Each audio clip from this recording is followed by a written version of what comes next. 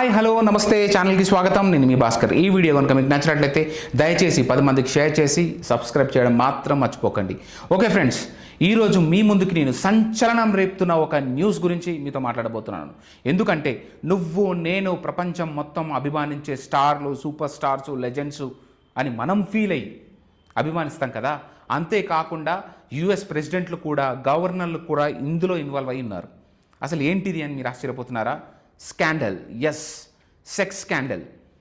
Jaffrey Epstein ఇతను ఒక సామాన్యుడిగా ఉండి ఒక మిలీనియర్గా మారాడు. అసలు ఎవరి జాఫరీ ఎప్స్టీన్ ఫైల్స్? ఇందులో వీళ్ళకి సంబంధం ఏంది? మొన్నటిదాకా అసలు ఏదీ లేదు, సడన్గా ఒకటేసారి మళ్ళీ ఏమైందంటే ఎలన్ మాస్క్కి డొనాల్డ్ ట్రంప్కి పడట్లేదు. ఎంతో కష్టపడి డబ్బులు పెట్టి డొనాల్డ్ ట్రంప్ని గెలిపించుకున్న ఎలన్ మాస్క్కి బిజినెస్ పరంగానో ఏ పరంగానో క్లాషెస్ వచ్చాయి. ఇప్పుడు వీళ్ళు బద్ధ శత్రువులు అయిపోయారు. ట్విట్టర్ని వేదికగా చేసుకొని దాడులు చేయడం జరుగుతుంది. ఎలన్ మాస్క్ ఈ మధ్య కాలంలో ట్వీట్ చేసింది ఏంటంటే, నేను ఎలక్షన్స్కి రాబోతున్నాను, ఎందుకంటే డొనాల్డ్ ట్రంప్ అనేవాడు కరెక్ట్గా రూల్ చేయట్లేదు కాబట్టి నేనే ఒక కొత్త పార్టీ పెట్టబోతున్నాను, ఎంతమంది సపోర్ట్ చేస్తున్నారు అని చెప్పేసి ఒక పోల్ నిర్వహించాడు. అందులో 80% ఆఫ్ పీపుల్ డొనాల్డ్ ట్రంప్ని హేట్ చేస్తున్నారు కాబట్టి ఎలన్ మాస్క్కి సపోర్ట్ చేశారు. అదేవిధంగా అది కూడా 80% ఆఫ్ పోలింగ్. అదేవిధంగా నెక్స్ట్ మళ్ళీ ఇంకో ట్వీట్ వేశాడు. ఏంటంటే, జాఫరీ ఎప్స్టీన్ ఫైల్స్లో ముఖ్య కారకుడు డొనాల్డ్ ట్రంప్, ఈయన పాత్ర చాలా పెద్దగా ఉంది, తను ఫ్రెండ్స్, ఈ స్కాండిల్లో బిగ్గెస్ట్ ఇన్వాల్వ్మెంట్ డొనాల్డ్ ట్రంప్ అని చెప్పేసి ఒక పెద్ద బాంబు వేసేసాడు. ఈ సెక్స్ స్కాండిల్కి డొనాల్డ్ ట్రంప్కి సంబంధం ఉందా అంటే ఎస్ అనే చెప్పుకోవాలి మనం. ఎందుకంటే ఎన్నో ప్రూఫ్స్, ఎన్నో ఫొటోస్, ఎవరైతే జాఫరీ ఉన్నారో తన వైఫ్తో పాటు, డొనాల్డ్ ట్రంప్ కూడా తన వైఫ్తో పాటు, వీళ్ళిద్దరు కలిసి ఉన్న ఫోటోలు ఎప్పటి నుంచి ఉన్నాయి, ఇప్పుడు కాదు, యంగ్గా ఉన్నప్పటి నుంచి ఉన్న ఫొటోస్ ఉన్నాయి వీళ్ళే. ఇతనితో మాత్రమే కాదు, ఈ జాఫరీ బిల్ క్లింటన్స్తో ఫొటోస్, చాలామంది సెలబ్రిటీస్తో ఫొటోస్ దిగడం జరిగింది. అసలు ఈ ఇన్వాల్వ్మెంట్ ఏంది, అసలు ఈ జాఫరీ ఎవరనే కదా మీకు చాలామంది question. Let's start. Jaffrey Epstein అనేవాడు అమెరికాలో పుట్టాడు. ఒక సామాన్యుడిగా ఉండి ఒక టీచర్ ఉద్యోగం చేస్తూ డబ్బులు సంపాదించి, ఆ డబ్బులు సంపాదనని ఇన్వెస్ట్గా పెట్టి, అదేవిధంగా ఫైనాన్షియల్గా ఎదిగి ఫైనల్గా మిలియనియర్గా మారాడు. ఇది హిస్టరీ అనమాట. అంటే ఏంది, జనాలు చెప్పుకునే మాటలు ఇవి. అయితే ఇంత పెద్ద మిలియనియర్గా ఎలా మారాడు, ఎంత గొప్పవాడయ్యాడంటే, విల్లాలు, ఐలాండ్లు, అసలు మామూలు విషయం కాదు, పెద్ద పెద్ద బిల్డింగ్స్, అసలు పెద్ద పెద్ద ప్రైవేట్ ప్రాపర్టీస్ కొనడం జరిగింది. సో దీని వెనకాల ఆ డార్క్ ఏంటి, ఆ రహస్యం ఏంటి అంటే ఇదే సెక్స్ స్కాండల్. ఈ జాఫరీ అనేవాడు సాదా సీదా అయిన ఒక టీచర్. ఈ టీచరు టీచ్ చేసుకుంటూ సంపాదించిన డబ్బులతోటి ఒక ప్లేస్లోనో ఎక్కడో ఇన్వెస్ట్ చేసి, దాని తర్వాత ఫైనాన్షియల్గా మారి, ఫైనల్గా అలా చేస్తూ మిలీనియర్గా మారాడు అని చెప్పి కొంతమంది వాదన. అయితే ఇన్ని డబ్బులు ఎక్కడి నుంచి వచ్చాయి? ఎందుకంటే విల్లాలు, ఐలాండ్లు, పెద్ద పెద్ద ప్రాపర్టీసు, అపార్ట్మెంట్సు, ఫామ్ హౌస్లు, ఇవన్నీ ఎక్కడి నుంచి కొన్నాడు? మిలియన్ రూపీస్ ఎక్కడి నుంచి వచ్చాయి దీనికి? సో దీని వెనకాల రహస్యం ఏంటంటే ఈ సెక్స్ స్కాండల్, ఈ జాఫరీ ఎప్స్టీన్ ఫైల్స్. దీని ఏం చేసేవాడంటే, 14 సంవత్సరాల నుంచి 25 సంవత్సరాల లోపడున్న అమ్మాయిలే వీడి టార్గెట్. అంతేకాకుండా బాలికలను కూడా వదలలే వీడు. వాళ్ళపైన లైంగిక దాడులు చేశాడు. అంతేకాదు, వీళ్ళను ఒప్పించేవాడు, డబ్బో నయానో భయానో వీళ్ళను ఒప్పించేవాడు అనమాట. ఒప్పుకోకపోతే బలవంతంగా లైంగిక దాడి. వీళ్ళని చేసిన తర్వాత విఐపీలు కావచ్చు, లేకపోతే సెలబ్రిటీస్ కావచ్చు, వీళ్ళందరినీ విల్లాలు, ఐలాండ్ ఉన్నాయి కదా, అక్కడ పెట్టి వీళ్ళని అక్కడికి పంపించేవాడు. సో ఒక బ్రోకర్ లాగా అనమాట. సో ఇలా చేసేవాడు. సో ఇలా చేసి $1 మిలియన్ వీడు సంపాదించాడు. సో ఇక్కడ ఏంటి మనం మాట్లాడుకోవాల్సింది అంటే, వీడు ఎలా దొరికాడు అంటే, 2005లో ఇలాగే ఒక అమ్మాయిని తీసుకెళ్ళి లైంగిక దాడి చేయడం జరిగింది. తర్వాత ఆ అమ్మాయి వచ్చింది వాళ్ళ మమ్మీకి కంప్లైంట్ చేయడం, తర్వాత పోలీస్ కంప్లైంట్ చేయడం జరిగింది.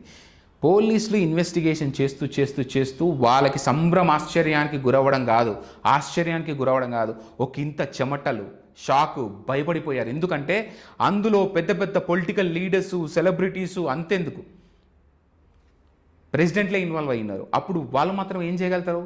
ఎలాగో ఆ ఫైల్స్ కోర్టు దాకా వెళ్ళాయి.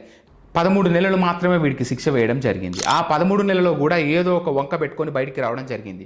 ఇది తిరిగి మళ్ళీ 2019లో మీటూ ప్రొటెస్ట్ జరిగింది కదా, అప్పుడు మళ్ళా సీరియస్ అయినప్పుడు మళ్ళీ ఈ కేసులు తవ్వి తీశారు. అప్పుడు జైలుకి వెళ్ళిన వాడు ఆగస్టు 10కి జైల్లో ఉరేసుకొని చనిపోవడం జరిగింది.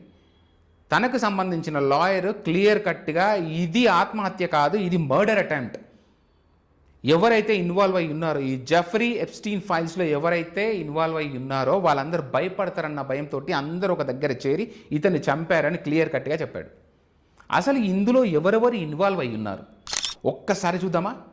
అసలు ఇందులో ఎవరెవరు ఇన్వాల్వ్ అయి ఉన్నారు, అసలు ఈ లీస్ట్ చెప్తే ఒక ఇంత ఫ్యూజ్లు ఎగిరిపోతాయి మనకి. ఒక్కసారి వినండి. బిల్ క్లింటన్ మన former US president, Donald Trump మన ప్రెసిడెంట్, హిలరీ క్లింటన్ ఆమె మాత్రమే కాకుండా Prince Andrew second son of Queen Elizabeth II, ఇంకోటి డాగ్ బ్యాండ్ ఈయన former aide to ex president Bill Clinton అనమాట, రాబర్ట్ ఎఫ్ కెనడీ జూనియర్ వీడు మాత్రమే కాదు తినకు సంబంధించిన వీళ్ళ మదర్ కూడా ఇన్వాల్వ్ అయి ఉన్నారు ఇందులో. Al Gore former US vice president. ఇంకా మాట్లాడుకుంటే బిల్ రిచర్డ్సన్, ఇతను ఎవరో తెలుసా? మెక్సికన్ గవర్నర్ అనమాట ఈయన. అతను మాత్రం కాదు, ఇంకోడు హుద్ బారాక్, ఇతను ప్రైమ్ మినిస్టర్ ఆఫ్ ఇజ్రాయిల్ ఒకప్పుడు. దీనే కాకుండా ఇంకెంతో మంది, నోమన్ చామ్కీ అని చెప్పేసి ఒక జర్నలిస్ట్ కావచ్చు, Michael Jackson the king of pop కావచ్చు, డేవిడ్ కూపర్ఫీల్డ్ అమెరికన్ స్టేజ్ మెజిషియన్ అనమాట ఈయన. ఇతనే కాకుండా స్టీఫెన్ హాకింగ్ మీ అందరికి తెలిసే ఉంటుంది సైంటిస్ట్. అసలు వీడికి చేయలేదు, కాళ్ళు ఇవ్వదు, తలకాయ తిరగదు, మనమేమో ది గ్రేటెస్ట్ సైంటిస్ట్ అని చెప్పుకుంటాం, తిని కూడా ఇన్వాల్వ్ అయ్యి ఉన్నాడు ఇందులో. మీకు ఇంకా ఆశ్చర్యపోయే విషయం ఏంటంటే George Lucas the great director of Star Wars, తను కూడా ఇన్వాల్వ్ అయ్యి ఉన్నాడు ఇందులో. లియోనార్డో డికాప్రియో, కేట్ మీ అందరికి తెలిసిందే, వీళ్ళిద్దరు Hollywood super stars. Leonardo DiCaprio అంటే తెలియనోడు లేడు నాకు తెలిసి, టైటానిక్ హీరో. అతను మాత్రమే కాదు, కెమెరాన్ డియాజ్ హాలీవుడ్ స్టార్ ఈమె. బ్రూస్ విల్లిస్ మీకు ఐడియా ఉంటుంది, హాలీవుడ్ స్టార్, నాకు తెలిసి పల్ప్ ఫిక్షన్లో కూడా తిను యాక్ట్ చేశాడు. Kevin Spacey Hollywood star. ఇలా చాలామంది అండి, చెప్పుకోకూడదు. పాప్ స్టార్ మైకిల్ జాక్సనే కాకుండా సింగర్ అయిన మిక్ జాగర్ కూడా ఇందులో ఇన్వాల్వ్ అయి ఉన్నాడు. అలాగే మోడల్ నోమీ క్యాంబెల్, ఈమె కూడా ఇన్వాల్వ్ అయి ఉంది. ఈమె మాత్రమే కాదండి, ఇంచుమించు 250 విఐపీలు ఇలాంటి టాప్ మోస్ట్ వాళ్ళు ఉన్నారు. ఇంకా తర్వాత లిస్ట్లో ఉన్నారు, ఇంకా చిన్న చితగా ఉంటారు కావచ్చు. This is the biggest scandal for ever. అసలు ఇంత డార్క్ సైడ్, ఇంత క్రూయల, అసలు ప్రపంచానికి నీతులు చెప్తారు ఈ సెలబ్రిటీస్ కానీ సో కాల్డ్ వరల్డ్ లీడర్స్.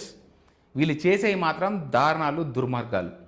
ఇక ఇంతకంటే క్లియర్ ఎక్స్ప్లెనేషన్ లేదు. ఇవి ప్రూవ్ అయినాయా అంటే క్వశ్చన్ మార్క్. వై? బికాస్ వీళ్ళే అందరు పవర్లో ఉంటారు, వీళ్ళే గవర్నర్స్, వీళ్ళే ప్రెసిడెంట్ కాబట్టి అక్కడ దాకా పోయిన కేసు నించోదు, కొట్టేస్తారు. ఫైనల్గా లాస్ట్ టైం కూడా ఇలాగే ఏం జరిగిందంటే వీళ్ళందరూ ఎవరైతే ఉన్నారో వాళ్ళు క్లయింట్లు కాదు, వాళ్ళు కాంటాక్ట్ లిస్ట్ అని చెప్పేసి వీళ్ళని తీసి పడేయడం జరిగింది. ఇప్పుడు ఎలన్ మస్క్ పుణ్యమా అని చెప్పి మళ్ళీ మనందరి ముందుకు వచ్చింది. ఇప్పుడు ఏం జరగబోతుందో చూడాలి.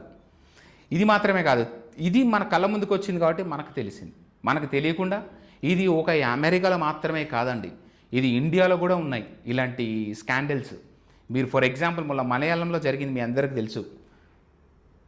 భావన ఒక మలయాళం సూపర్ స్టార్ అమ్మని ఘోరంగా అసలు ఇంకా కేసు నడుస్తూనే ఉంది. అసలు ఏందో దాని గురించి తర్వాత మాట్లాడుకుందాం. కానీ ప్రపంచం మొత్తంలో ఇది ఉంది ఫ్రెండ్స్. సో ఇది ఈరోజు ఎపిసోడ్. మీకు ఇది నచ్చిందని కోరుకుంటున్నాను.